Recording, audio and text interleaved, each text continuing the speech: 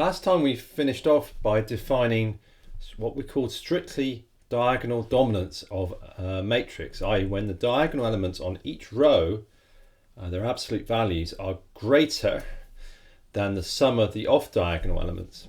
And now we're going to use that definition to prove the convergence of Jacobi for diagonally dominant matrices. Okay, so we're now in a position to do a convergence analysis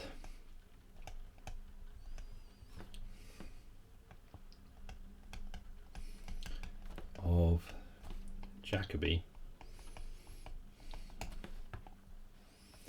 And the question we're looking at is what are the properties of B and A by implication for convergence of the Jacobi method. Okay, so this is one thing that I've framed as a proof. This is not a proof-laden module, but there are points where we are able to write things down more robustly. So I'm going to write down a theorem. It's theorem 5 in the lecture notes. The theorem is the Jacobi method will converge to the solution of AX equals B if A is strictly diagonally dominant.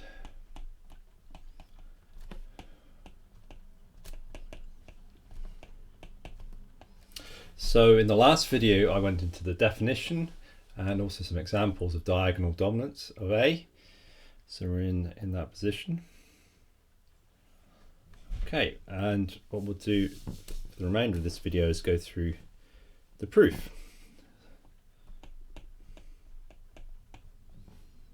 Okay, so Jacobi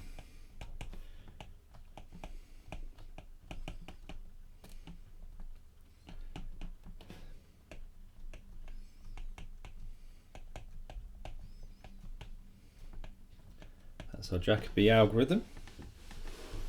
So the first thing is we're just going to state something about when it's converged, so, and the true solution. So true solution x star vector, so remember we're dealing with vectors now, iterating vectors, is reached when Jacobi converges. By that we mean that xn plus 1 equals x of n equals x star. Basically what we can do then is we can substitute xn plus 1 for x star when it's converged, xn when it's converged. Okay, so we just write out Jacobi at the top again.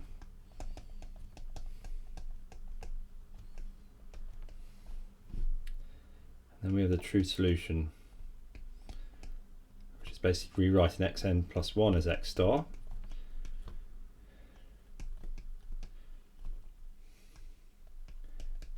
And xn is x star, so we're just written, that's a true solution.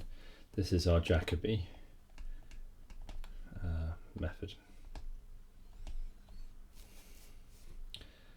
Let's call that A, call that B. So if we now do A minus B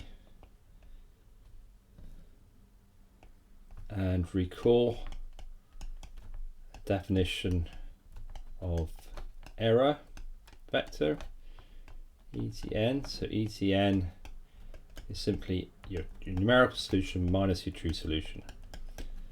Okay, so we can see immediately that when we deduct B from A, we get E at n plus 1. C's cancel. That's why C is not so important as you might first think. And then B's, those two cancel. So we have xm plus 1 minus x star equals C's cancel minus B. And because B is a linear operation, you can write it like this. And of course that on the left hand side is just simply your error m plus 1 equals minus B E n. So that's one important result along the way to showing convergence, is that the error in your solution evolves under this B matrix. That's why B is so key to convergence.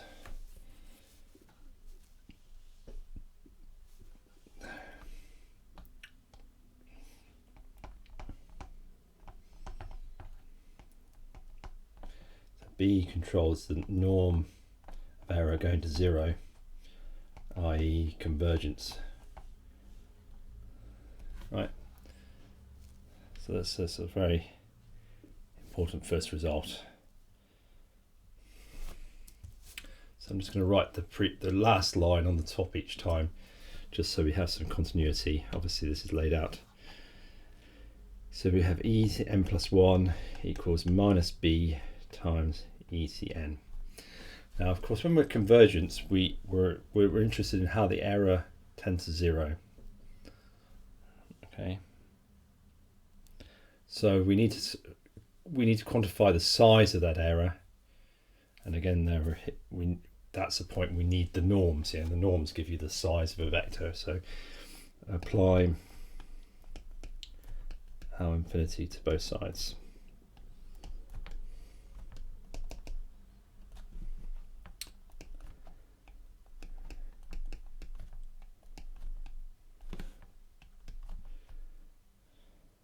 Of course, a minus sign goes because this is a norm.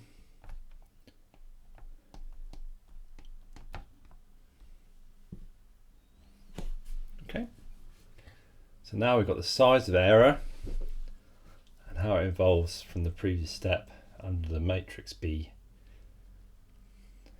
So this is a point where we have to use our sub-multiplicativity to split apart this product on the right hand side. So we use now our sub-mul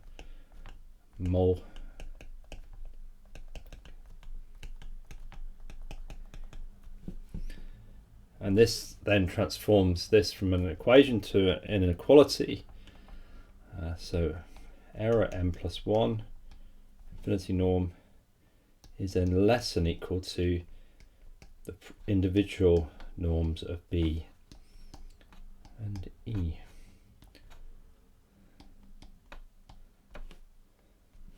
And you see why we do this, because now we've got whilst that's sort of a bit ambiguous about how B affects the convergence, now we see that the error is multiplied by the infinity norm of B, which is a number, and then you've got the norm of E at the previous step. So this is very analogous now to some of the error laws we had in root finding, where you had the error at n plus 1 is some factor times error of n. Obviously it's more complicated because of the norms, but it's in a similar form.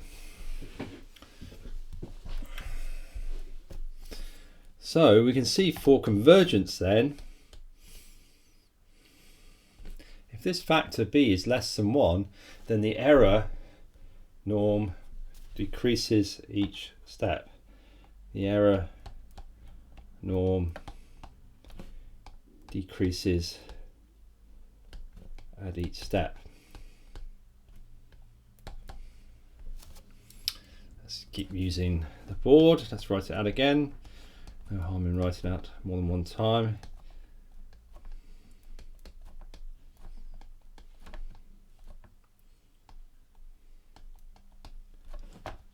So for mod of n, norm of n to decrease with increasing n, it requires then that we require that the norm of b is less than 1. That's our second sort of result on the way to this proof. So this is why the B matrix now is so important, because it's central to the algorithm, but it also controls the convergence. Yeah. So if you can calculate that B matrix for any problem, and can then calculate its infinity norm, if you convince yourself that's less than 1, you're going to get convergence. Okay.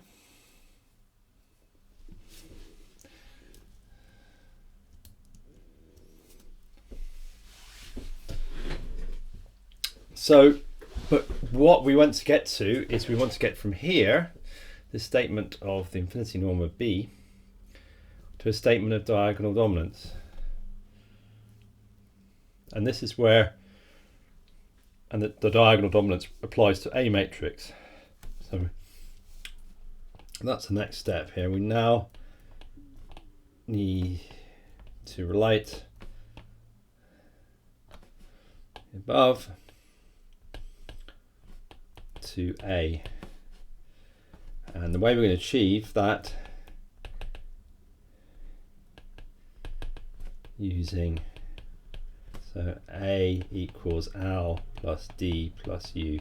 So we're bringing together all the bits and pieces we've been working on separately, decomposition of A, norms, and now we're bringing it together nicely for the proof.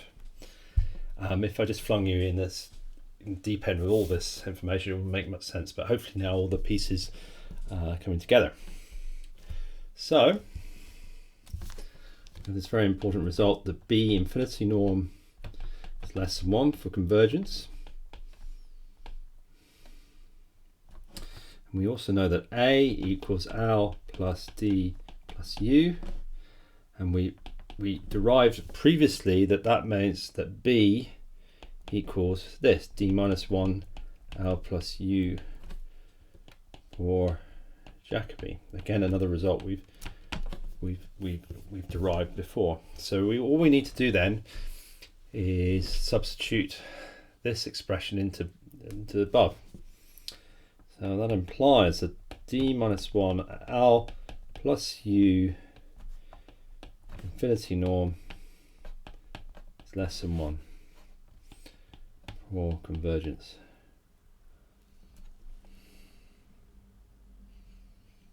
Okay, so we're getting somewhere, because you've got some expression now which has got the diagonal in D, and it's got matrices that have the off diagonal elements, so it's almost there in terms of this expression of diagonal dominance. But the last thing we need to do is then convert this into components of the matrices. So we now need to convert into components and recall the diagonal dominance that we're trying to prove. So this is a bit of a proof with commentary, right? We include all these details.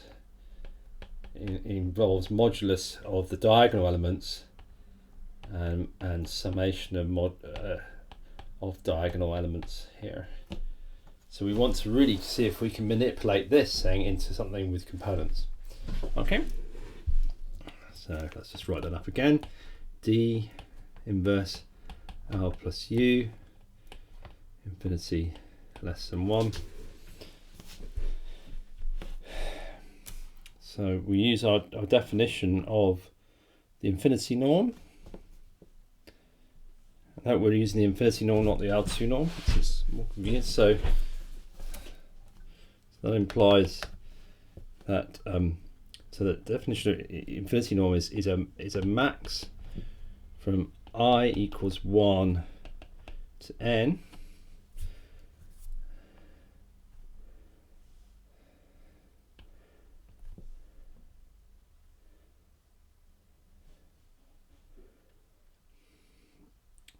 So that's the bit about the infinity norm. But then we've got to include the diagonal element and the off diagonal element. So the inverse of a diagonal, remember, if you have a diagonal which has, say, elements A, B, and C, if D is A, B, and C, etc., then your inverse is just 1 over A, 1 over B, 1 over C. Yeah, a trivial thing for a diagonal element. Diagonal. So let's just take that off. Okay. So the diagonal elements is going to have elements A, I minus 1. So the diagonal bit's going to appear there. And then Al plus U, remember Al plus U, the thing about Al plus U, Al and U, they have no diagonals. So it's off diagonal elements. And we're going to sum over J not equal to I. So there's quite a lot of here. So L plus U essentially goes into that term, plus the fact we're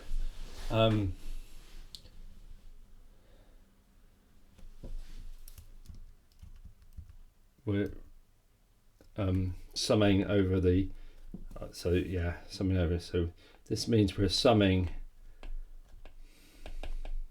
over off diagonal elements.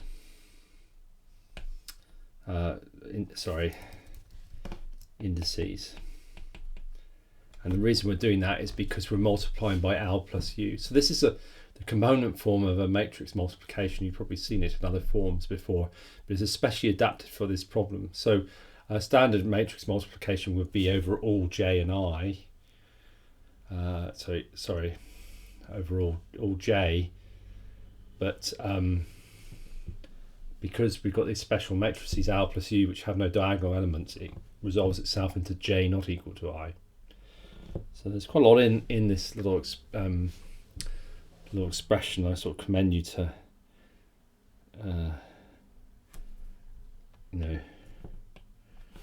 try and absorb it. In fact, let's just write it once again up here. So that our B infinity norm now in component form is max I equals 1 to n summation over non-diagonal points elements of the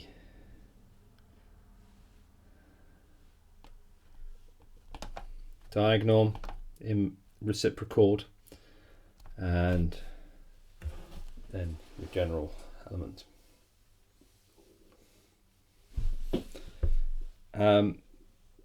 If we then use, basically these are moduluses, so we can just then equate it to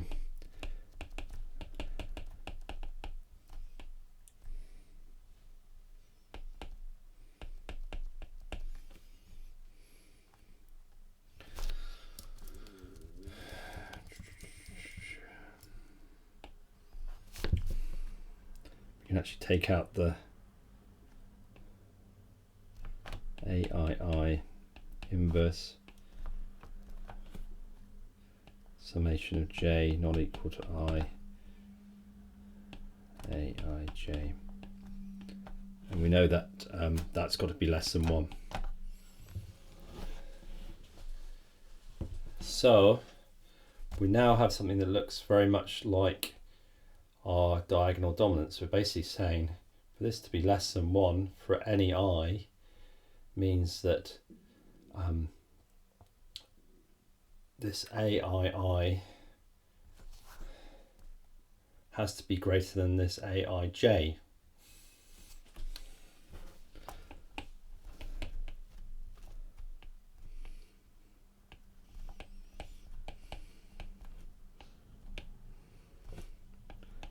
AII modulus is greater than Aij, I strict diagonal dominance. So that finishes the proof off quite nicely.